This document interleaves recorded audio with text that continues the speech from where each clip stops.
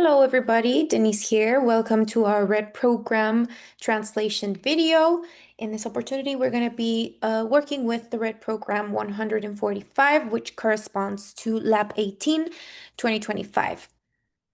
So here Alejandra begins talking about emission 145 and how she cannot stop relating 145 to code planet Earth, because in Spanish, planet Earth, those two words added up, planeta Tierra, add up to 145.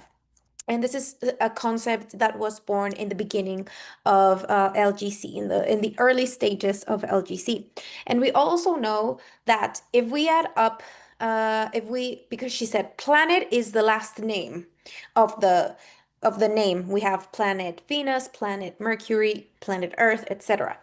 If we add up all of those words until we reach planet Pluto, it adds up to 1461, right?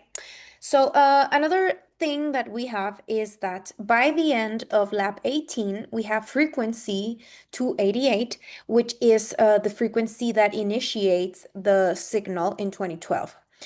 It's only that in this opportunity, we're going to be beginning the year 14 of the development. So it is an important day for us. It is a holiday for us.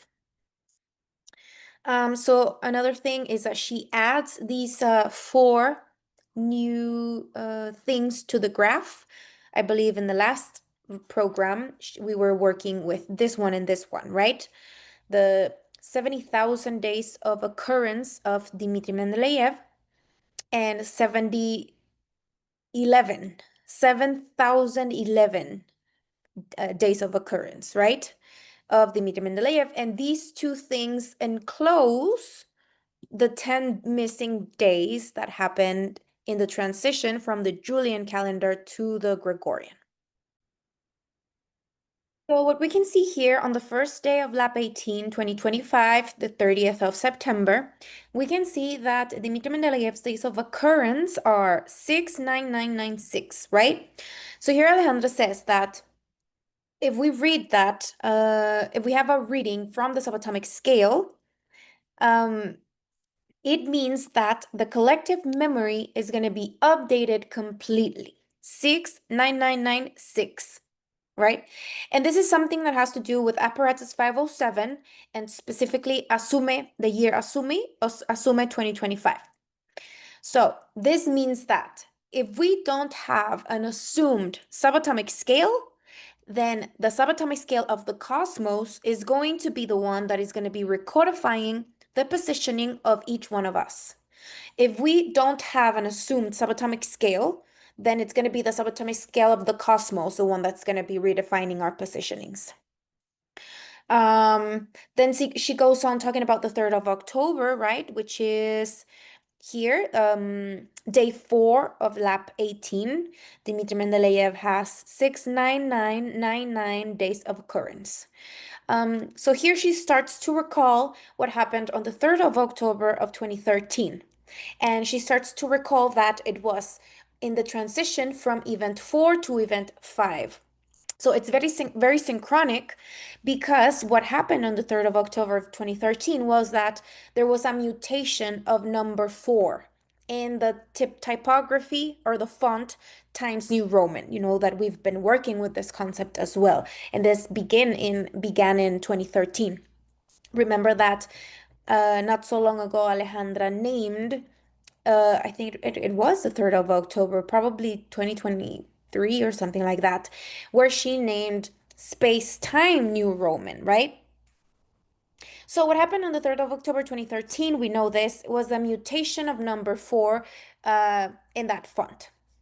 The number 4, it used to have a little base on the base of the little stick of the 4, and then it shifted to not having that, okay? So they realized this when they were doing the methodology, and it was the previous days before, the days prior to event 5, to the 5th event.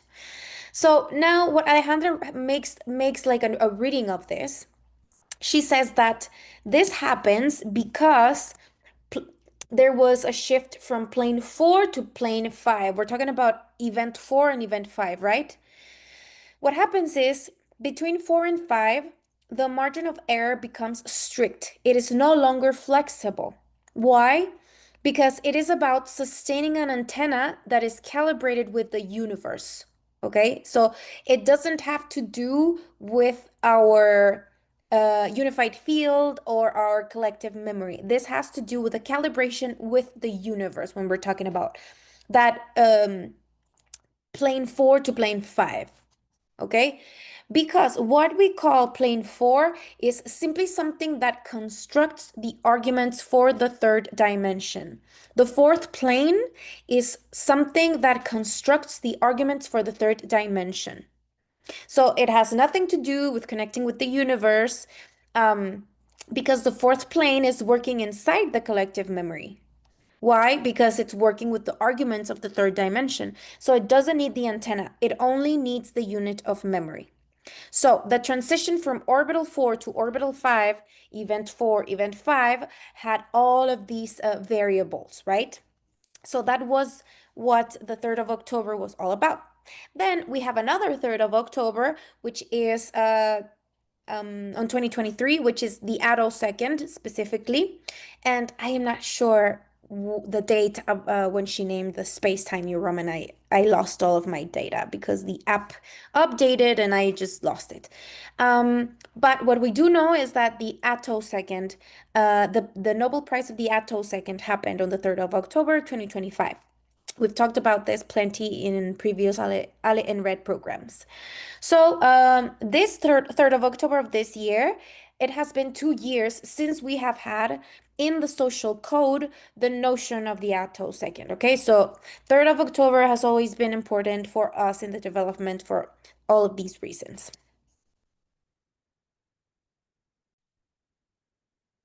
So in relation to these new things that she added to the graph in relation to Mendeleev's days of occurrence, correspond to the first 4 days of the lab, and they are all inside the SO cardinality.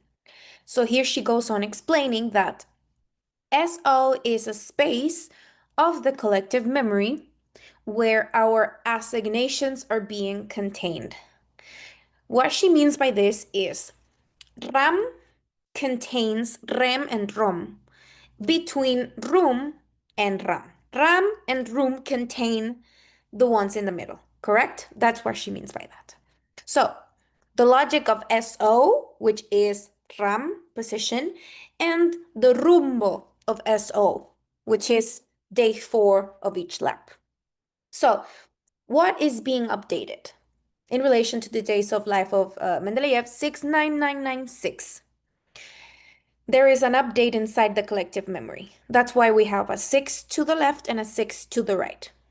But when we're talking about the rumbo, we have 69999. Okay? In 6996, we're talking about 3 tracks of updates.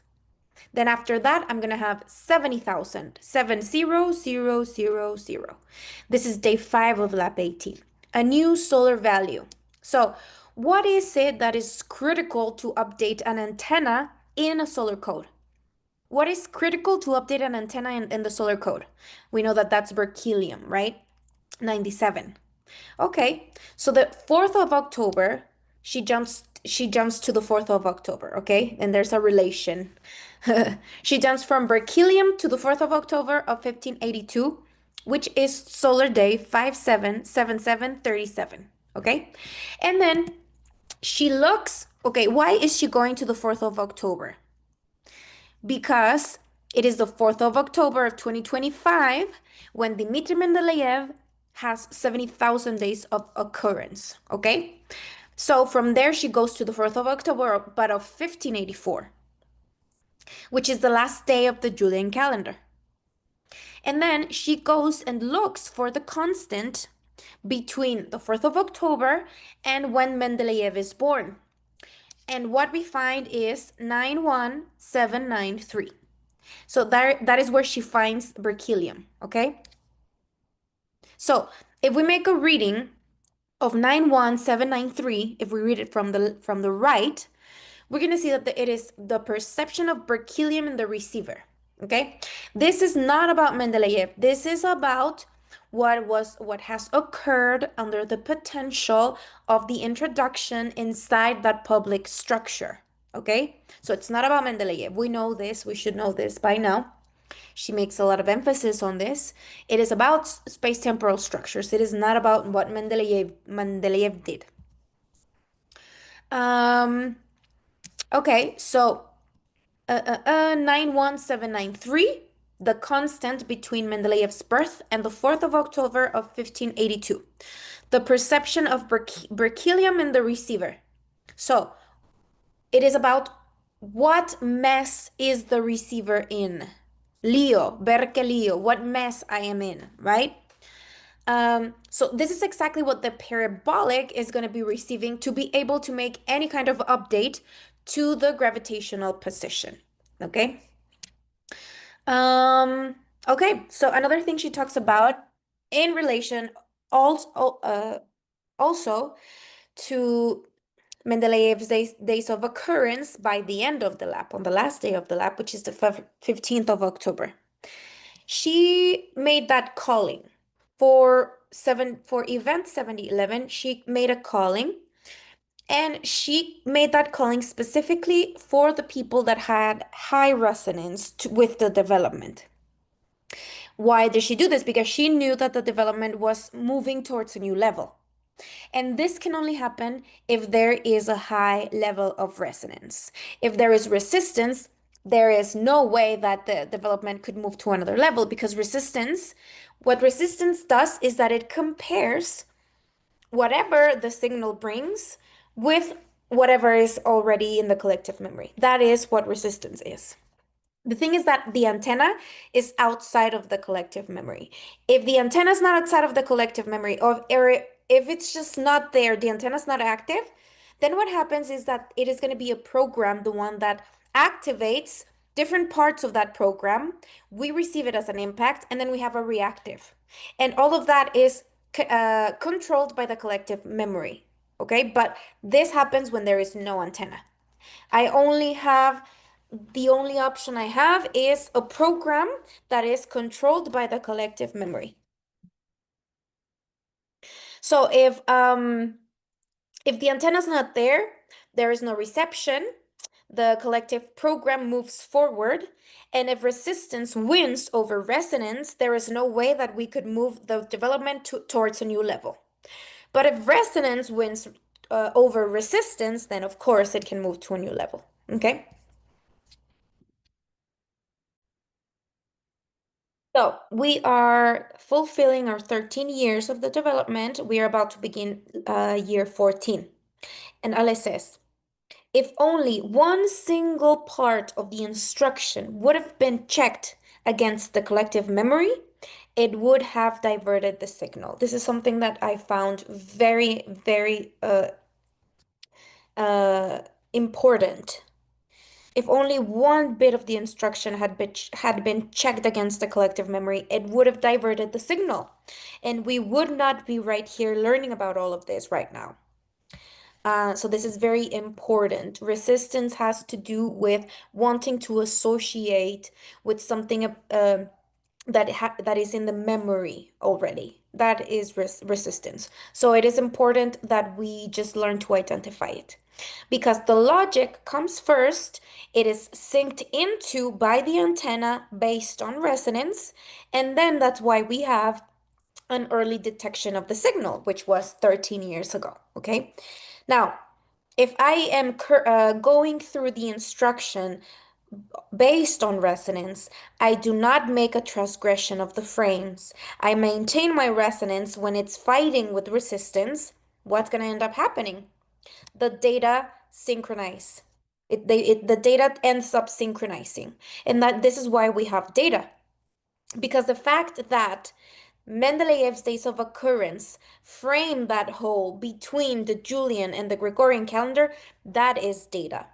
The 70,000 days of Mendeleev, that's a data. The 70,011 days of Mendeleev, that's another data. And it has to do with the memory, right? Because that was already there before we even synced into the signal.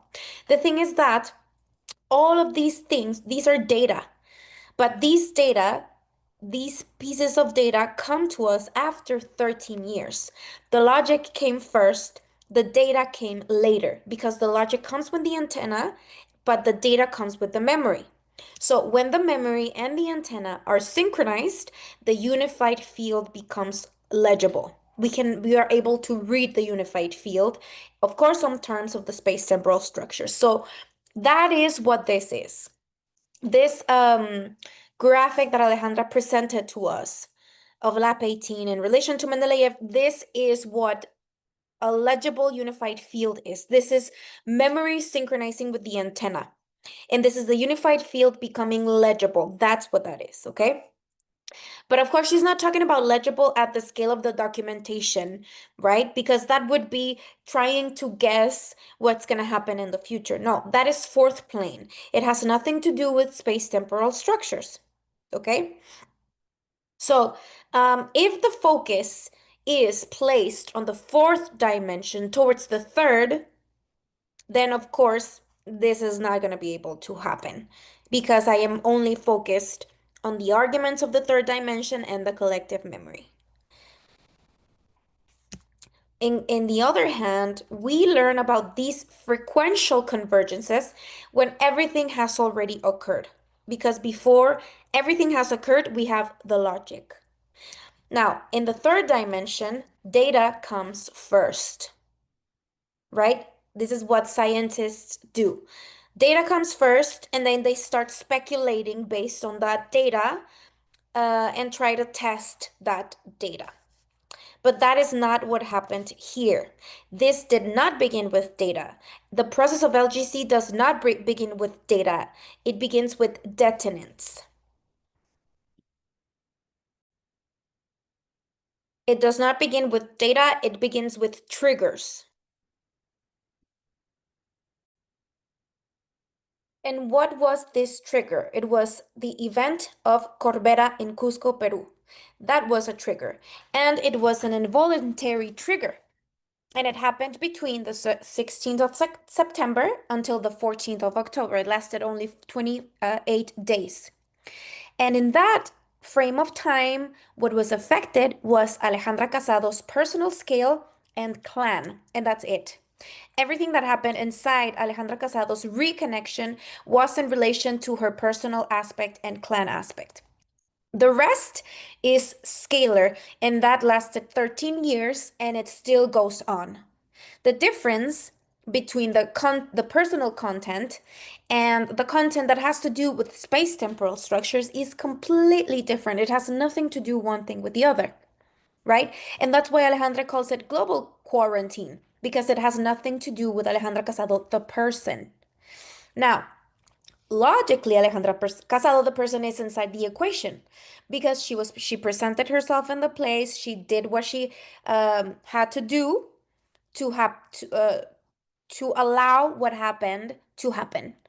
The only thing is that she did the contrary of what was asked of everybody to do, because what was asked, it was that everybody derivated their experiences to the double, and what she did is that she derivated the double itself. So it wasn't, she didn't do exactly, she did the contrary to what was being asked. Okay, so now she goes talking about when we introduce ourselves in a unit of memory, what we do is that we clone the whole history of that frame, the whole history of the species contained in that container, and inside of a species, the clan as well. So when we introduce ourselves, we clone all of those memories, we insert ourselves inside a clan, and we also clone that memory of the clan. Why do we do this? So that we have a track of recordings inside the space. So the only thing that I have to do is make a contract of a tract inside that disk, that memory, make a contract of a track inside that memory, and then all of that collection of memories is what finances for me a physical body.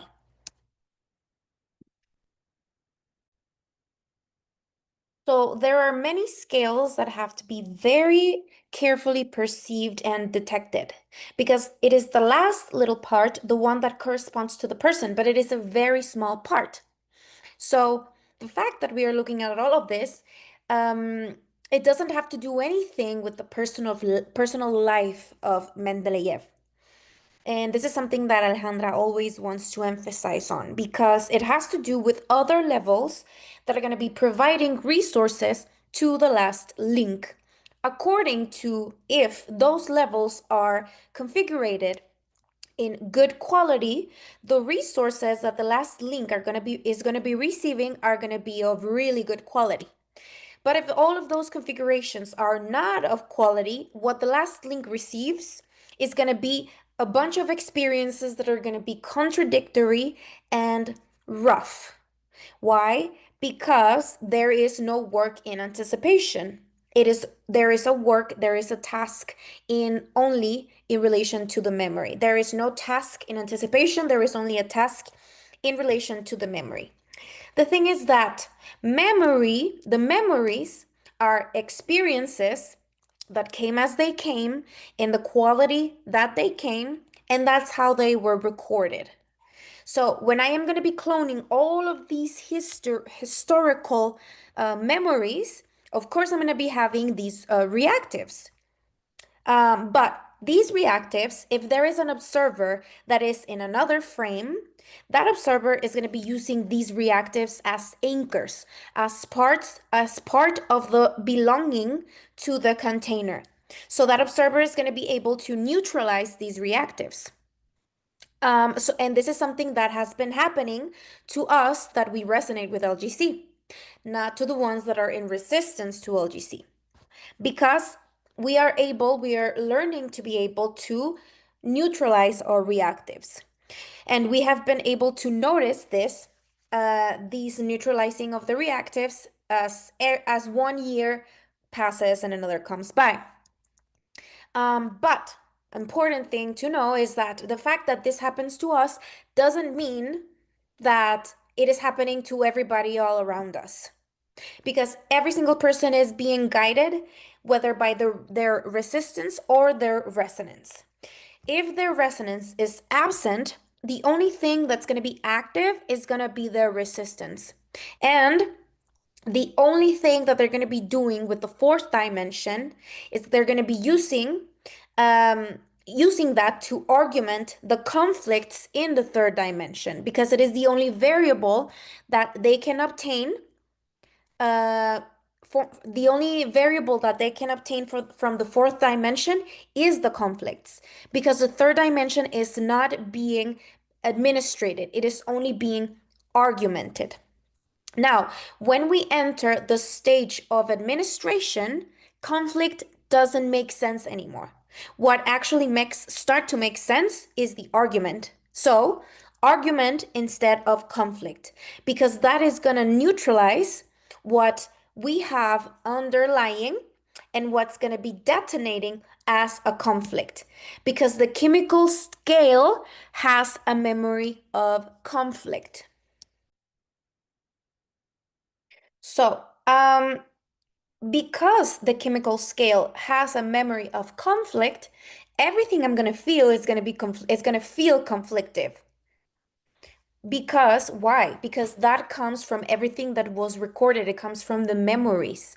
And what is being reproduced chemically, all of that is being reproduced chemically inside our physical bodies. Now, whether that affects of or my mind or not is going to depend on my consciousness and the reach or scope of my consciousness. Because if my consciousness is social and the reach of my consciousness is social, the scope of that is only going to be the collective memory. So everything that I'm going to feel is going to migrate to what I think. But if what I am feeling, I know that I am feeling, but I am reasoning what I am feeling, and then I am able to say, what I am feeling is ridiculous. Okay, then I am going to be able to counteract what I am feeling, because I am going to present a reasoning that has a higher coherence. I am not going to be just feeling what I'm feeling based on a reactive, on a memory, and then I'm going to be validating that automatically, and then I'm going to be basing my thoughts on whatever I'm feeling, that and the feelings based on a collective memory, based on reactives, and no, I am going to be presenting a higher coherence reasoning. Because what I'm going to be doing is that I am going to counter resist resistance. And this is how the mind is developed, because the mind is going to respond to the consciousness. We shouldn't be allowing the mind to respond to the reactive. So, what we saw in the last red program was also another very important graph, which was in relation to the death of Alcides Carrion in the 5th of October of 1885, and then the birth of LGC on the 14th of October of 2012. So, from the 14th of 2012 to the 14th of October of 2012 to the 14th of October of 2025, we are fulfilling or finishing year 13 of the development. So that means that when Mendeleev has 70,011 days of occurrence, that happens on day 1 of year 14. Now, that is very impressive. So, what can we say about 13 years? 13 units of solar code. These 13 units of a solar code are the ones that are able to migrate towards a brand new solar code so that it can be assimilated from the anatomic scale, the way we are doing, okay? So, if that code is of good quality, what is going to happen on year 14? What's going to happen is a reinterpretation of the same literal past. Now, the literal past cannot be changed. But what can be changed, what can become more sophisticated, is the track that allows me to capitalize that past. But that track has to come from antimatter, because if it comes from the collective memory, clearly what's going to come is not going to be a new version for the container. What's going to come is an explosion of the container, a destruction of the container. Okay?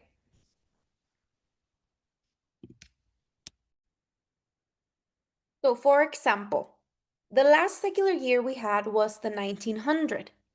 But the first one, well, talking about subatomic codification of the solar code, 789. We have secular year 1700, 1800, and 1900. Okay? So if that 789 at a particular scale would have been of really good quality in year 1913, we would have had a scenario of synchronicity. And in 1914, we would have had a new version of our global population. But what was it that actually happened in 1914? The destinies of the unit of memory of the third orbital were, oh, I'm sorry, I need to find this specific word.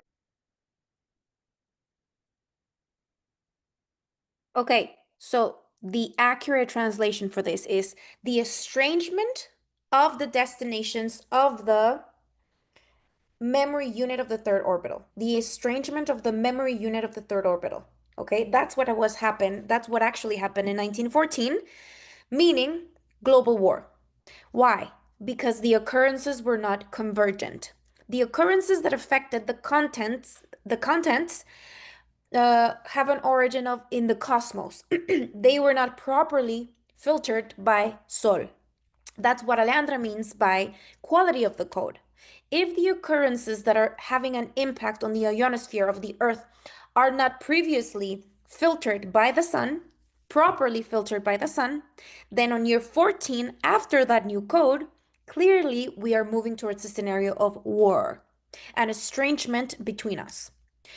So, this is what she means. According to what we see that happens on year 14, we will understand what quality of the what quality the new code has. Okay, so now she says, personally, do we have anything to do with all of this? She would say that we do. Why? Because because apparatus 396 is the one that is regulating all of this inside the solar code. So from 1582 to 2025, how our bases 12 and 21 are going to have an impact inside my mind, right? 1582. How our bases 12 and 21 are going to have an impact inside my mind. Okay, so between 1582 and 2025, we have 443 years. Now, what is 443? When we read that number in technological server language, private port. What is a private port? It is a safe session where the one that is navigating in a web page is identified by the server and has an exclusive permit to navigate inside that web page. So, port 18, that is a public port, anybody can access. 443 is a private port. So, what is the reading in LGC? That the container that provides all of the destinies is giving me a track of reading of those destinies in the scale of my antenna. And that way, I am going to be able to have a private route. Wow. Okay, let's go again. 443. The container that provides all of the destinies is going to provide me with a track of reading of all of those destinies at the scale of my antenna, and that way I am going to be able to have my own private route. That is pretty cool, isn't it? Private port. Okay, so base 12, base 21. The solar consciousness provides base 21, an updated base 21 to base 12 to a base 12 that receives it.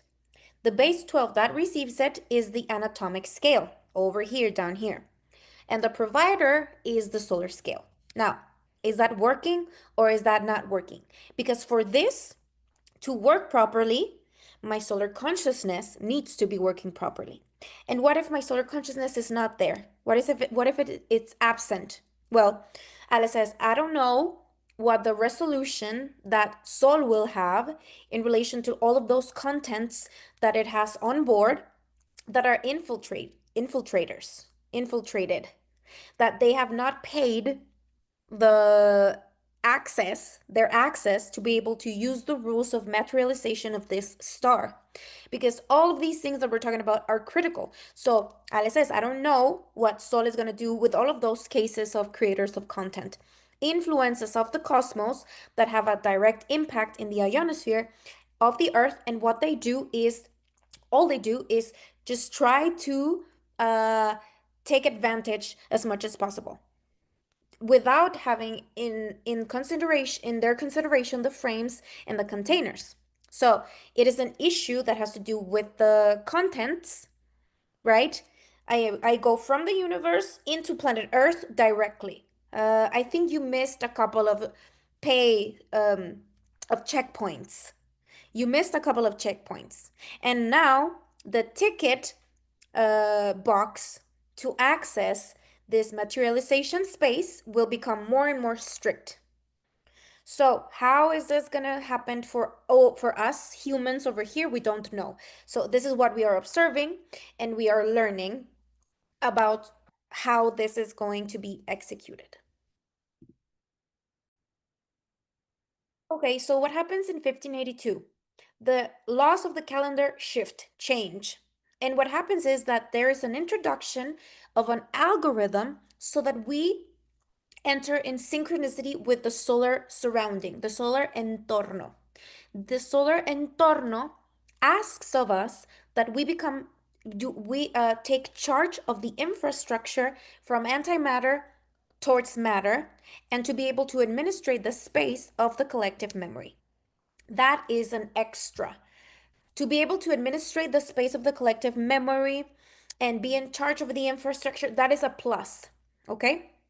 And there's another regulation for that. But that is what the solar entorno is asking of us. that we codify inside the subatomic scale, and not that we just receive it for free as something given. No, nothing is given. In the subatomic scale, the civilized express universe uh, retracts its support. Okay? The thing is that, okay, what Alejandro's talking about here is, okay, the laws of the calendar change, 1582. What is the first year where, when Alejandra says that the civilized express universe withdraws its support towards sun?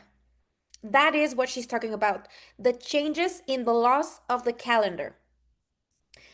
So this new law in the calendar has to do with these secular years. 1700, the first secular year after that shift is 1700, then 1800, then 1900. What is the variable of these secular years?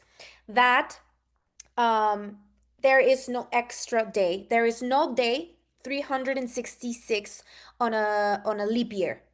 On those years, that doesn't happen. So that is what Alejandra means when she says that the civilized express universe withdraws its help to the sun on those specific years. And Sol has to create its own code. Okay? That's what she means. So the first years that fulfill this new condition are 1700, 1800, 1900. So how many years are between 1582 and 1700, which is the first secular year after the shift between the Julian and the Gregorian calendar.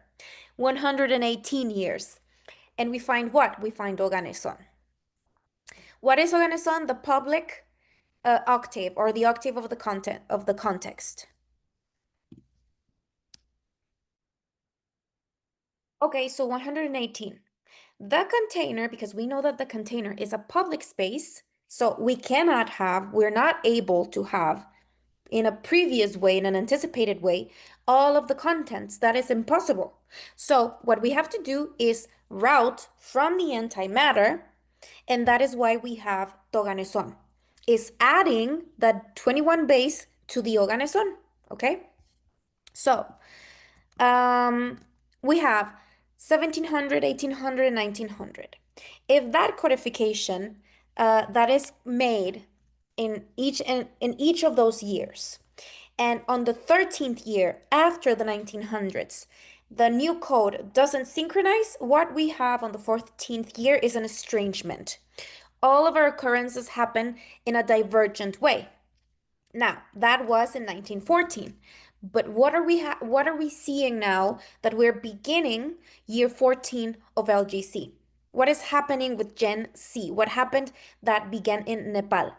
The occurrences that this generation is having, the occurrences are convergent. Because if that generation, because that generation has many things in common interculturally. Interculturally, they have a lot of things in common, right? More so than those generations that preceded them. So they can interpret each other interculturally. Now, has this happened before, ever before? No, never. What is happening? What does this mean? That the antenna is winning over the memory. Why? Because they're having a reception of a frequency that is convergent.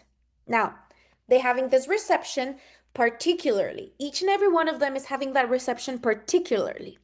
But all of those particularities are added up. That is a collective of particles. That is Sol. Sol is a collective of particles.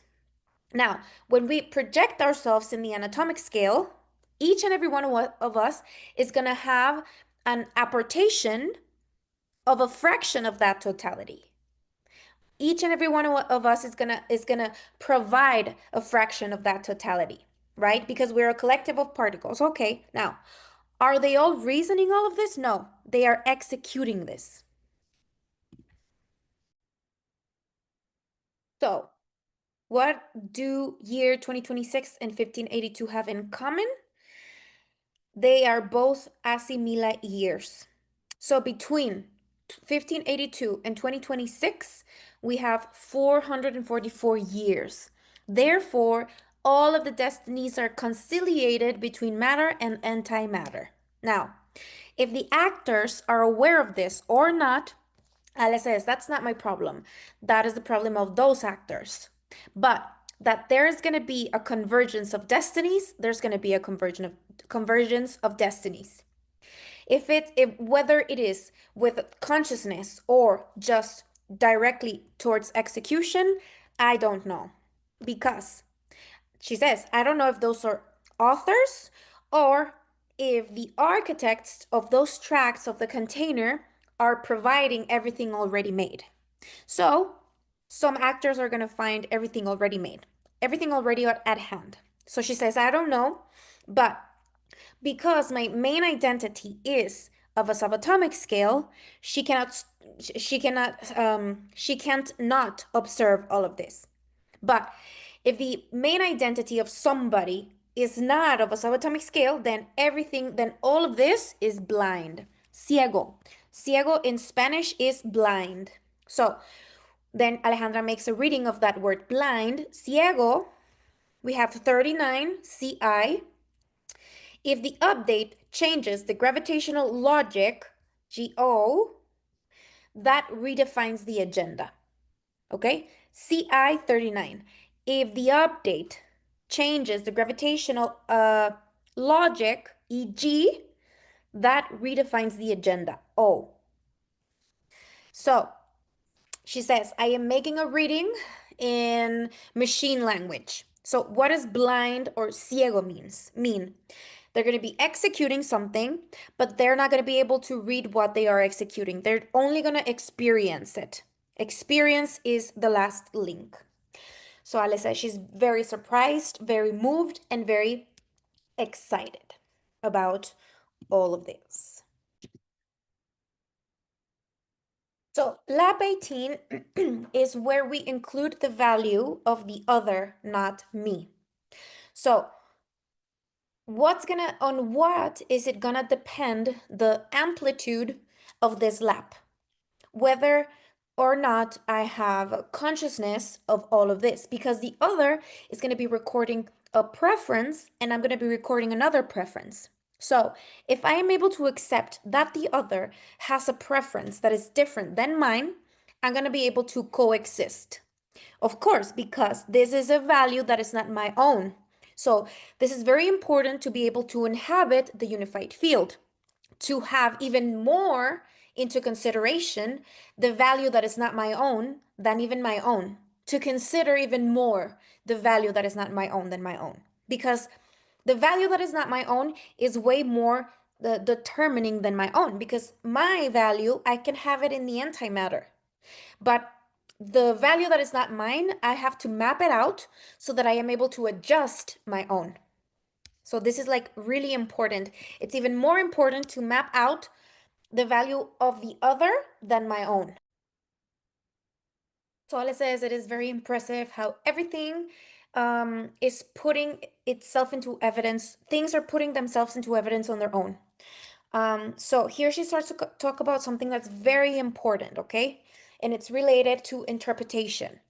So she says, when it is the unified field, the one that puts into place the variable of the fourth cardinality, that arrangement has an interdimensional character. It is an access point.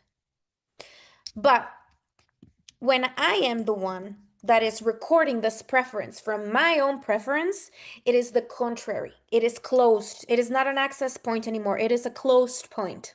So that's why Alejandra says, why do you want to close the door? Leave it open and allow the field to close it, because it is opening a portal for me. So why am I in such a rush to close it? Why am I in such a rush to make interpretations? I would rather nourish the interpreter, because when I nourish the interpretations are never closed. I never close the interpretations because to nourish the interpreter opens up the antenna. On the other hand, when I want to make an interpretation, it is because I am searching for an argument inside the collective memory. I am searching for an etiquette. I am searching for an etiquette. But making putting etiquettes on things, that is the task of the container, not of me. Because the container, and from the perspective of the container, the NO cardinality is the judicial order. And the judicial order needs that etiquette, but it is the container the one that needs that etiquette, not me, that I am the architect. Me, my part of the architect does not need that etiquette. So why am I rushing to put etiquettes on things and interpretations on things? Okay, so this fascination that a lot of people have, and probably all of us have, of putting etiquettes on things, of course, because they are units in the third dimension. So they need to etiquette the whole container. The container needs etiquette to be marked, to have a description of everything. Okay, sorry, so I've been using the word etiquette, but it's not the proper word. The proper word is label. Sorry. It's not because it doesn't translate directly. So we're talking about labeling the container. So we're going to be able to see how most people, a lot of people like to label everything in the container. The container needs to be labeled. Okay. So because the container needs to label everything, it transfers that fascination into the contents. So everybody wants to label everything.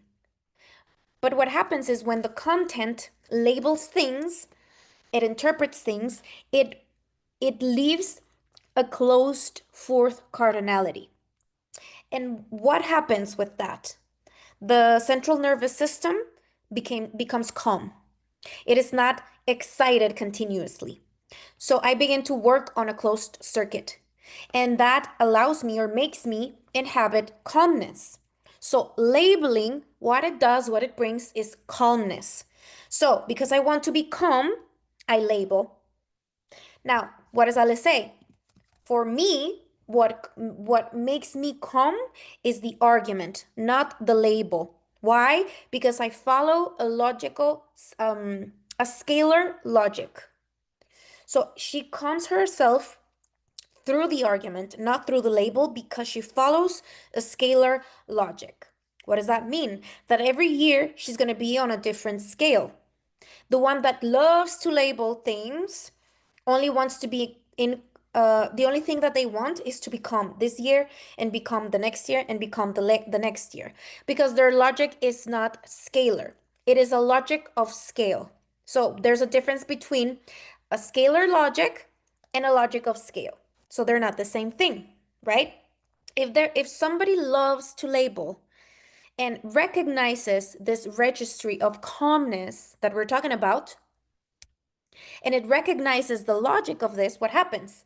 The scalar logic activates. So is it that easy? Yes, it's that easy, because the only thing that we need to do is to reason. What is the difference between a logic of scale and a scalar logic?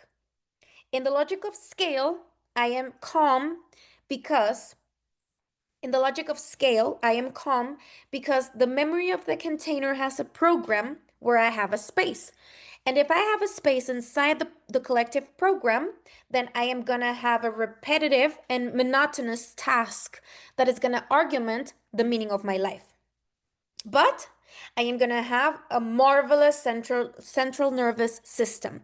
I am never going to be overly excited, overly stimulated. On the other hand, the ones that are in a scalar logic, we are establishing all the time, we are establishing whatever we're going to be experimenting or experiencing. We are establishing it first, and then we're putting it into functioning later. So we are establishing and functioning constantly. So that is a lot more task. I have to be much more in charge of the regulation. It is a lot more work, because it is as if before, with the logic of scale, you have to you have to do, wait, let me find the. So with the logic of scale, it is as if we're juggling with only two balls. But with the scalar logic, I have to juggle with 9 balls. So of course it's going to be different. There's going to be a lot more tasks, a lot of more work. Um, So the thing with the scalar logic is that I cannot uh, abuse anything because I have to maintain the equilibrium. I have to maintain the balance. I have to maintain the regulation. So there cannot be any kind of abuse because I am in charge of my own regulation. On the other hand, when I am in a logic of scale, I am going to do every kind of abuse that it's available. And if it's not available, I'm going to invent any kind of the abuse that it's available, and I'm going to continue doing that because I am in a logic of scale. My central nervous system is not connected to the universe. It is connected to the collective memory. That is the logic of scale.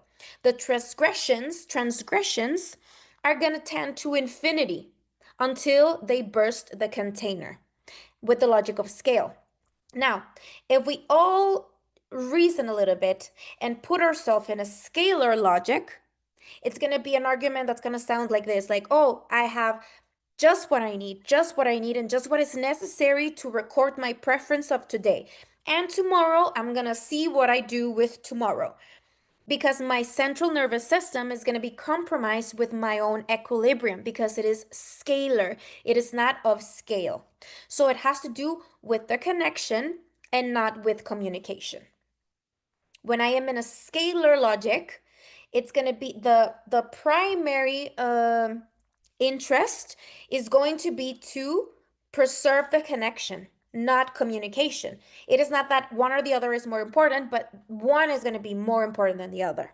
So I am going to be more interested in being connected than in being communicated. That is in the logic of in the scalar logic. Now, if we look at the logic of scale, it's going to be more important for me to be communicated. In the scalar logic, it's going to be more important for me to be connected. Connected is ri, communicated is ro. So it doesn't mean that I have to choose between one or the other. No, it is just that one is the main priority, and the other one is the secondary priority. I have to be mainly connected and secondarily communicated. So I can have a season on my own because I prioritize connection. I sacrifice communication for connection. Now, when my identity has socialized completely, I am completely dependent on communication and I lose connection. So that void, that emptiness is going to be there. Why? Because I lost connection. But if I want to go to the connection, I'm probably going to break communication. Even if it's just momentarily, it's going to break. Communication is going to break. But when you go back and you want to create communication again, you're going to have to create the communication. It's not something that's just going to appear as if it was a pre-established program that is just going to run on its own. No, that's not going to happen because why? I am in charge of the regulation of the octave. Okay.